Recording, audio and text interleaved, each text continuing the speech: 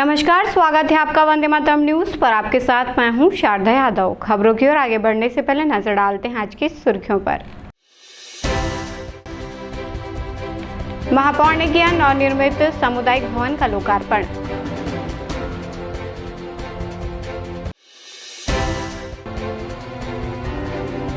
ग्रामीण पहुंचे शिकायत लेकर कलेक्टर जनदर्शन में।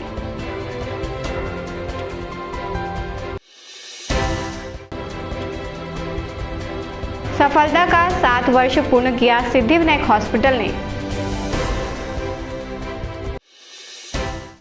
अब खबरें विस्तार से। शहर के कन्या महाविद्यालय के पीछे निर्मित दिवंगत समाज के नवनिर्मित सामुदायिक भवन का लोकार्पण महापौर संजू देवी के द्वारा किया गया। 20 लाख की लागत से इस भवन का निर्माण कराया गया है। मौके पर दिवंगत समाज के अध्यक्ष, पदाधिकारी और गणमान्य नागरिकों ने महापौर का सम्मान किया। भवन का लोकार्पण महापौर ने फीता काटकर किया। इस दौरान भाजपा पार्षद नरेंद्र देवांगन सहित समाज के नागरिक व भाजपा के कार्यकर्ता एवं पदाधिकारी बड़ी संख्या में उपस्थित रहे।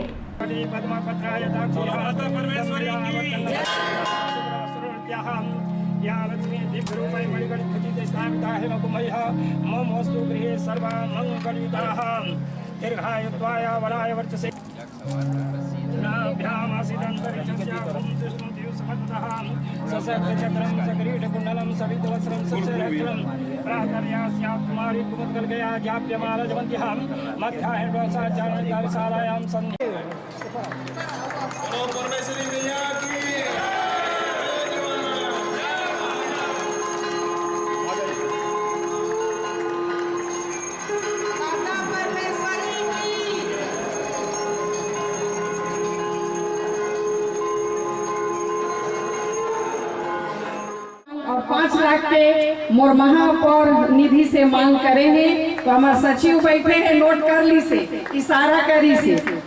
तो आओ, जैसे कि अभी आप मन जो स्नेह और प्रेम दिए हैं मोला, और स्नेह और प्रेम से महापौर नगर निगम के महापौर चुने हैं। तो सबसे पहले आप मल्ला मैं अपन हार्दिक दिल से आभार भी करना चाहता हूँ। और स्नेह और प्रेम जैसे लखन भैया ला हमारे कोरबा के लाडला विधायक ला देहा, और मोला लगते झगेन देवांगन भैया है। तो एक तरफा देवांगन समाज के तरफ से सब समाज मल्ला जोड़ के काम करत रही है दिन और रात। तो आपके स्नेह और प्यार बहुत मिले हैं। और आप जैसे कोरबा नगर निगम के आप मन के जो भी कार्य हेतु हमार नगर निगम में काम होई तेला जरूर पूरा करबो। जय हिंद, जय भारत, जय छत्तीसगढ़। आज सामाजिक भवन के देवांगन समाज के लोकार्पण होते। आप मान के चलिए, आप सिर्फ देवांगन समाज के आज 20 लाख के भवन के लोकार्पण नहीं करता। लखनलाल देवांगन जी, विष्णुदेव साय के सरकार में चंद्रा समाज हो, चाहे समूह समाज हो, चाहे सतनामी समाज हो, चाहे वो अन्य जितना भी राठौर समाज हो, सब समाज के सामाजिक मांग के अनुरूप काम करे के प्रयास करते हैं। माने देवांगन समाज हर समाज के काम करके चेष्टा और प्रयास करते हैं। देवांगन समाज के पहचान हर समाज में बनते है। इला बहुत अच्छा से अनुभूति कर सकते। विष्णुदेव साय सरकार हर समाज के लिए बहुत अच्छा से काम करे के प्रयास करते हैं। हर वर्ग के लिए काम करे के प्रयास करते हैं। हर जन के लिए योजना चलाते। वो योजना के माध्यम से हर समाज प्रभावित होते।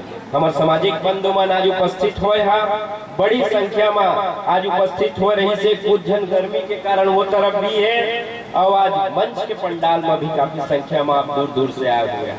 आप सबला बताबो, समाज के जनप्रतिनिधि सरकार में बैठे हैं। जो बात आत रही सभी आदरणीय झकेन देवांगन जी कहा कि 25 साल से कुछ भवन वन के निर्माण नहीं होत रही से, उन निर्माण प्रारंभ हो गए हैं। यह सिर्फ टेलर है, अभी अधिकांश काम होना है।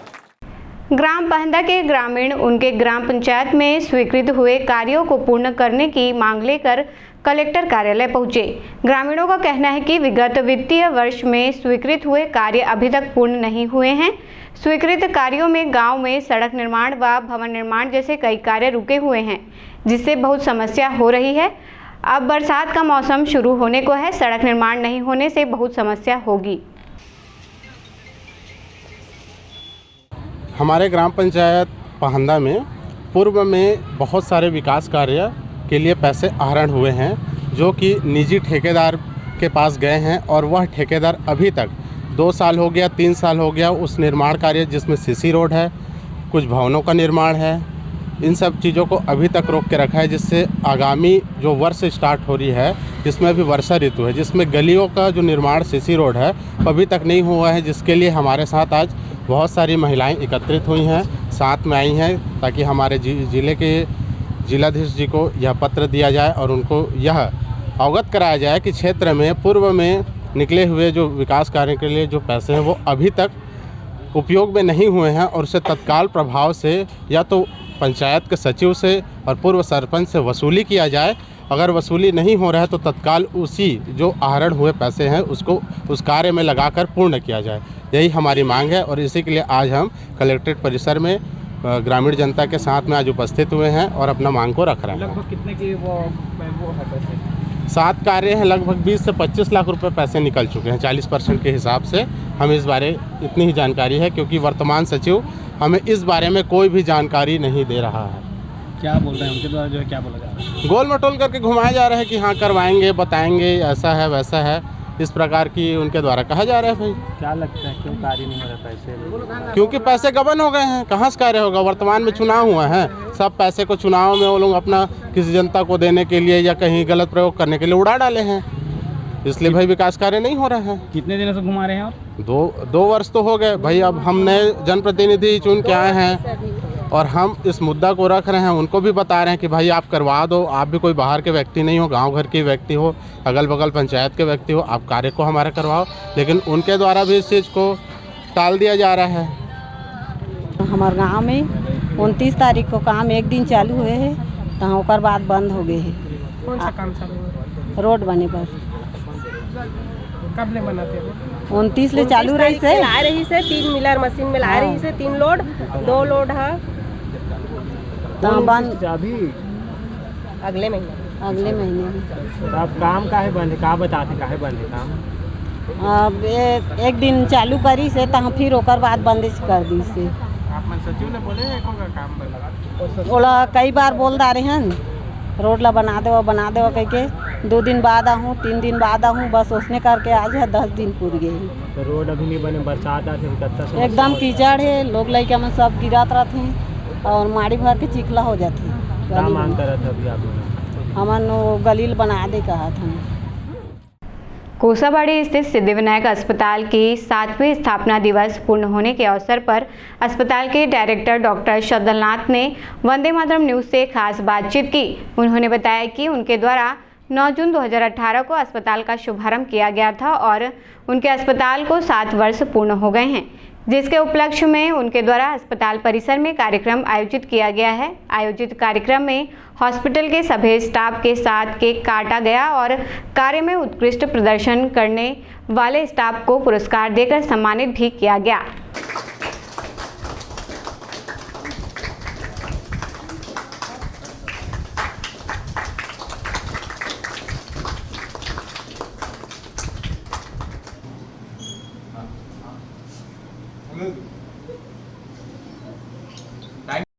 अभी बहुत अच्छा भी लग रहा है। हाँ, अभी 7 ईयर मतलब 7 साल पूरा हो गया। खुशी के बहुत इतना अच्छा से हुआ, पता ही नहीं चला जो इतना साल हो गया। देखिए मैं सब लोगों को, जितने आप लोग हैं सबको मैं बहुत आशीर्वाद देना चाहती हूँ।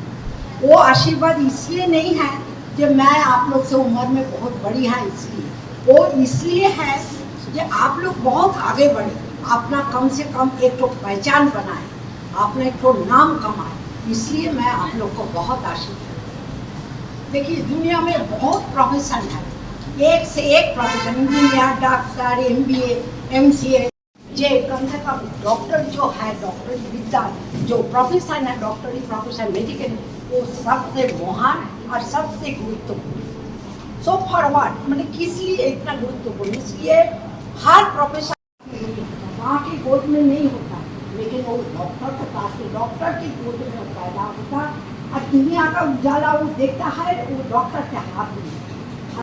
मात्र डॉक्टर है जो उसके अंदर में मुश्किल ला सकता है। इसीलिए मैं मानती भी हूँ मैं नहीं, दुनिया सभी लोग मानते हैं। लेकिन फिर भी वन शुड टेक, आप लोग सबको ये है कि जो नेगेटिव है, अगर कोई चीज नेगेटिव हो रहा है तो कोई गलत नहीं है, तो उसमें कोई दिक्कत नहीं कि गलत हो रहा है, लेकिन आप सबसे ये है कि उस गलत को सुधार कैसे किया जाए।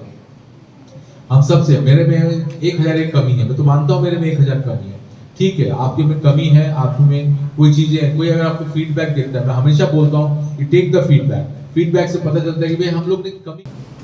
राधा भी कर्मठ कार्यकर्ता है, लीजिए दो, देखो पुरस्कार ग्रहण करें।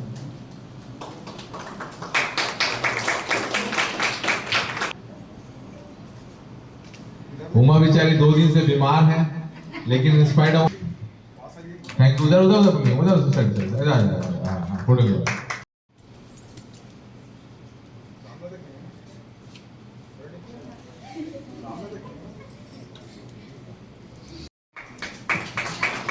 ममता के लिए जोरदार तालियां। तालियों में कंजूसी नहीं होनी चाहिए। मौली आए और अपना पुरस्कार ग्रहण करें। धन्यवाद मौली। उन खतरों से हम लोग को बचाता है, हमेशा बचाते हैं, ताकि कभी भी कुछ हो सकता है। यहाँ पे नहीं हो पा रहा है। चलो रेडी, स्माइल करेंगे।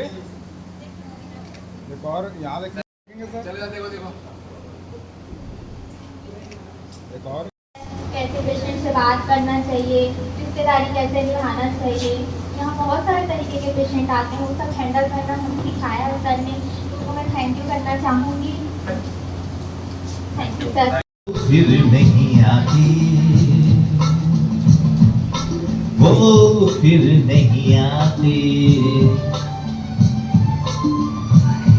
जिंदगी के सफर में गुजर जाते हैं जो मकान, वो फिर नहीं आती, वो फिर नहीं आती। आज 9 जून 2025 है और इसी दिन 9 जून 2018 को सिद्धिविनायक हॉस्पिटल कोसावाड़ी कोरबा का हम लोगों ने शुरुआत किया था और बड़ी खुशी है। ये 7 साल का सफ़र हम लोगों ने पूरा किया और कभी सोचा नहीं था कि इतना बड़ा बन सकता भी है करके, लेकिन कोशिश हमेशा करते हैं और जज्बा, जुनून और हार्डवर्किंग रहा है पूरी टीम, और जिन्होंने बहुत मेहनत किया मेरे साथ साथ, मेरे कंधे से कंधा मिलाकर मेरी पूरी टीम ने मेहनत किया है और आप सब ने भी बहुत योगदान दिया है मेरे सफलता में, और मैं सबको धन्यवाद देना चाहूँगा इस अवसर पर। और स्पेशली मैं अपने माताजी श्रीमती सती नाथ और मेरे पापा स्वर्गीय श्री सुशील कुमार नाथ, जो अब इस दुनिया में नहीं है, उन्होंने बहुत प्रेरित किया और मुझे यहाँ तक पहुँचाया और अभी बहुत मिस करता हूँ मैं उनको। और मैं ये कहना चाहूँगा कि मेरे जो ये हॉस्पिटल बनाने या डॉक्टर बनने की जो प्रोसेस है वो बहुत बचपन से ही मेरे अंदर मेरे माँ बाप ने डाल चुका था और उन्होंने शुरू से ही बोलते थे कि आपको डॉक्टर बनना है, and I also feel proud to be become a doctor. और ये बहुत खुशी की बात है कि भगवान ने हमें, हम तो भगवान नहीं है लेकिन हम ये मानते हैं, हम भगवान को धन्यवाद, अपने माँ बाप को धन्यवाद देना चाहेंगे कि जिन्होंने मुझे ये डॉक्टरी प्रोफेशन के लिए चुना है। और मैं अपने मरीजों का बहुत धन्यवाद देना चाहूँगा जिन्होंने मुझे पे विश्वास व्यक्त किया है। ठीक है, हमने कोशिश किया है, कई बार सफल हुए, कई बार असफल भी हुए हैं, लेकिन हमारा ये रहते हर असफलता से हमने सीखा है, हमने जो गलत है उससे सीखा है, कुछ अच्छा करने का हमेशा सोचते हैं और हमेशा ये रहता है कि हम कुछ अच्छा करके दिखाएं, सिद्धिविनायक को और आगे बढ़ाएं। और भगवान गणेश का आशीर्वाद, मेरे माँ बाप का आशीर्वाद, आप सबका आशीर्वाद है और मैं ये चाहूँगा कि बस और मेहनत से काम करूँ और लोगों को ठीक करूँ, लोगों के चेहरे पे मुस्कान लेके आ पाऊँ। और मैं आप लोग आए इसके लिए बहुत बहुत आपके माध्यम से, आपके चैनल के माध्यम से मैं सबको धन्यवाद देना चाहूँगा। आप लोगों को भी बहुत धन्यवाद देना चाहूँगा, आपने अपना बहुमूल्य समय निकाल के मेरे पास आ जाए और मेरे कार्यक्रम को इस तरह से अटेंड किया। धन्यवाद। जिले के मानदेय शिक्षक अपनी समस्या लेकर कलेक्टर कार्यालय पहुंचे। उनका कहना है कि आगामी युक्तियुक्तकरण प्रक्रिया के बाद उन्हें कार्यमुक्त किया जा सकता है। इसको लेकर शिक्षकों में असमंजस की स्थिति बनी हुई है। मानदेय शिक्षकों ने शासन प्रशासन से मांग की है कि उन्हें भी नियमित शिक्षकों की तरह समायोजन प्रक्रिया में शामिल किया जाए और उनकी सेवाएं सुरक्षित रखी जाएं। शिक्षकों का कहना है कि कई वर्षों से वे स्कूलों में बच्चों को पढ़ाने का कार्य कर रहे हैं और उनका भविष्य इस युक्तियुक्तकरण के फैसले पर निर्भर है। मैं शासकीय मिडिल स्कूल पुटी बखना में पढ़ाती हूँ, जो पौड़ीपुर ब्लॉक में है, जो यहाँ से कम मेरे घर से 130 किलोमीटर दूर है। फिर भी मैं वहाँ पढ़ाने गई, कहीं और जगह पढ़ाती थी, उसको छोड़ के मैं वहाँ पढ़ाने गई। वहाँ पे लिखा हुआ था कि हम लोगों का जो मानदेय है वो 30 अप्रैल तक था। तो अभी जहाँ भी इंटरव्यू दिलाने जाते हैं वहाँ तो लेट हो जाता है सर। तो इसलिए मैं पूछना मतलब कहना चाहती हूँ कि हम लोगों का जो मानदेय है हम लोगों को समायोजन करें, कहीं भी करें, लेकिन करें। अभी आप लोग को सूचना मिला है कि हटा दिए हैं कि ऐसा? सर न्यूज़पेपर में आया है कि 400 शिक्षकों को ना मतलब मानदेय से हटा दिया गया है। नाम नहीं पता है, लेकिन बोला गया है कि हटा दिया गया है ऐसे बोल के। तो आप लोग का क्या क्या प्रमुख मांग है? सर मेन तो यही कि हम लोगों को समायोजन किया जाए, बस यही है हमारी मांगे। ये है कि हमें जो अभियुक्तिकरण के तहत शिक्षकों को लेके आए हैं, उस जगह पे हमारा ख़त्म हो गया है कार्यविधि, तो उस सिचुएशन में हमें कहीं ना कहीं पर मर्ज करके हमें कार्य दिया जाए। बस इतने ही हमारी मांग है। हमें युक्तिकरण के तहत हमें भी वहाँ कार्य करने का मौका मिले। पूरा पूर्वी जिले से आए हैं? पूर्वी जिले से हैं सर हम लोग, सब के सब। बाकी सर हम लोग इतने सारे जो शिक्षक आए हैं, मानदेय शिक्षक हैं, और सर हम 1 साल से करीबन कार्यरत हैं सरकारी स्कूल में। तो सर हम लोग आज जो यहाँ इसीलिए आए हैं क्योंकि सर अभी युक्तिकरण की प्रक्रिया चली है, और युक्तिकरण की प्रक्रिया चली है तो सर उसमें जो है शिक्षक जो है उनको बैलेंस किया गया है, मर्ज किया गया है, साथ ही स्कूल को भी मर्ज किया गया है सेटअप के अकॉर्डिंग। तो इसमें सर जैसे हम लोग जहाँ जो भी विद्यालय में कार्यरत हैं 580 शिक्षक या करीबन 600 हैं, तो जितने लोग भी कार्यरत हैं सर वहाँ कोई ना कोई सर अभी युक्तिकरण की प्रक्रिया के दौरान क्या है शिक्षकों को सर पोस्टिंग किया गया है वहाँ। तो हमारा सर कहना यही है कि हम अभी कुछ न्यूज़ सुनने मिला कि हम 400 शिक्षकों को करीबन मतलब हटा दिया गया करके।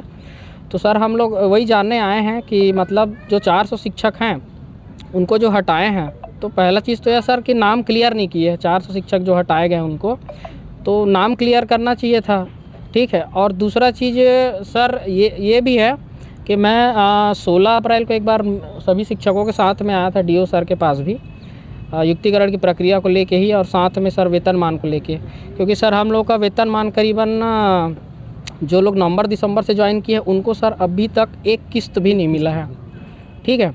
दूसरा चीज़ ये है कि सर जो जैसे प्राइमरी स्कूल में है जो पहले से ज्वाइन किए हैं तो उनका सर करीबन 5 महीने से नहीं मिला है, और जो मिडिल स्कूल वाले हैं उनका 3 महीने से नहीं मिला, 3-4 महीने से, और जो हाई स्कूल वाले जो लेक्चरार लोग हैं उनका सर 2-3 महीने का रुका हुआ है।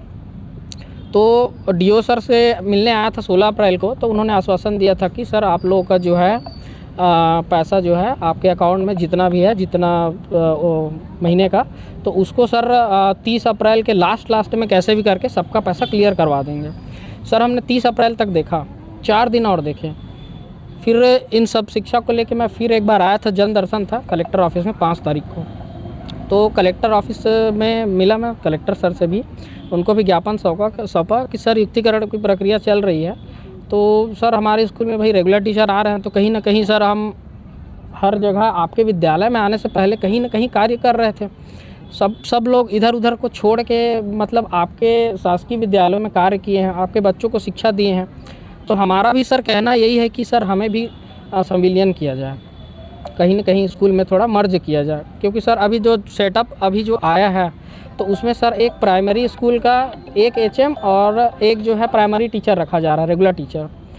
तो ऐसे में सर आप खुद ही लोग सोच सकते हैं कि सर प्राइमरी में 1 से लेकर 5 कक्षाएँ होती है, ठीक है। तो उसमें क्या है सर कि अब एचएम का कार्य पद थोड़ा अलग चीज़ होता है, कार्यभार, क्योंकि उनको इधर उधर रिपोर्ट भी भेजना होता है, मीटिंग्स वगैरह अटेंड करना होता है। तो एक शिक्षक तो संभाल नहीं सकता सर, पूरे 5 क्लास को एक शिक्षक कैसे संभालेगा, तो उनको तो ज़रूरत पड़ेगी ही ना। तो हमारा वही कहना है सर कि 580 करीबन 600 शिक्षक हैं, तो कहना वही है सर कि हम लोग को हटाए मत, क्योंकि सर हम लोग कहीं ना कहीं कार्यरत थे। उसको छोड़ के सर हम लोग आपके शासकीय विद्यालयों में आए हैं, तो हमें भी सर संविलियन किया जाए। सूचना मिला कि ऑफिशियली कि हटा दिया गया? सर सूचना मिला है ना, तो आप ही लोग के प्रेस कॉन्फ्रेंस में जी, जो कलेक्टर सर वो मीटिंग लिए थे प्रेस कॉन्फ्रेंस, 400 उसमें सर ये जो आप लोग के पास आया क्या कोई सूचना? ठीक है, अभी आदेश नहीं आया सर, लेकिन हमें न्यूज़पेपर में ये चीज़ जानने को मिला कि 400 शिक्षकों को हटा दिया गया है, और 400 शिक्षकों को सर हटा दिया गया है।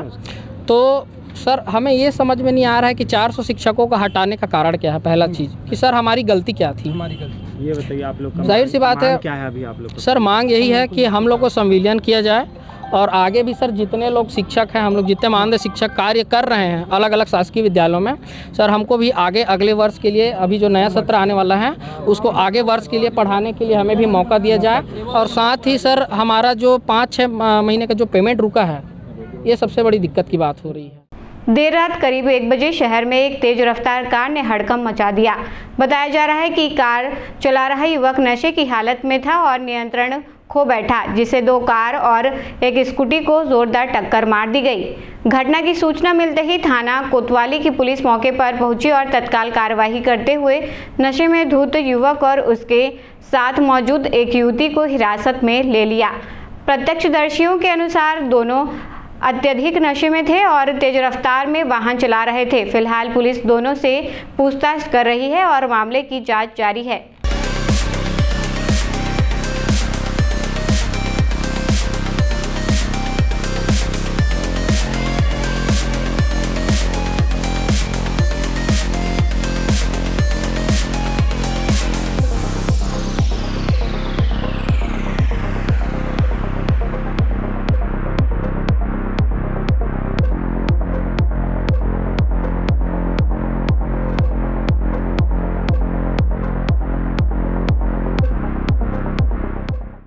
कोरबा जिले के मुड़ापार ACCL अस्पताल परिसर में रविवार की रात उस समय हड़कंप मच गया जब एक 5 फीट लंबा जहरीला नाग अस्पताल परिसर के अंदर दिखाई दिया। अस्पताल में मरीजों और कर्मचारियों के बीच अफरा तफरी मच गई। सूचना मिलते ही सर्पमित्र उमेश यादव मौके पर पहुंचे और बिना किसी देरी के जहरीले नाग का सफल रेस्क्यू किया। किसी भी प्रकार की अनहोनी नहीं हुई। उन्होंने सांप को सुरक्षित तरीके से पकड़ा और उसे जंगल में छोड़ दिया। स्थानीय लोगों और अस्पताल प्रशासन ने उमेश यादव के इस सराहनीय कार्य की तारीफ की और कहा कि अगर समय पर रेस्क्यू नहीं होता तो कोई बड़ी दुर्घटना हो सकती थी।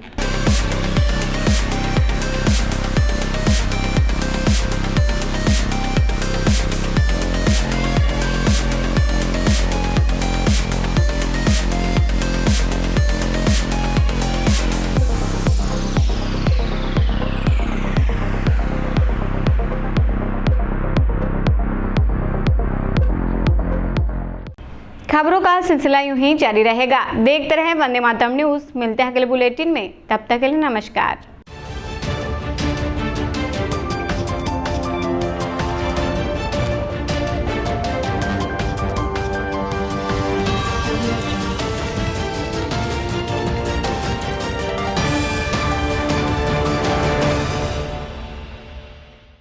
सिद्धि Vinayak hospital, a unit of orthopaedic surgery and trauma management.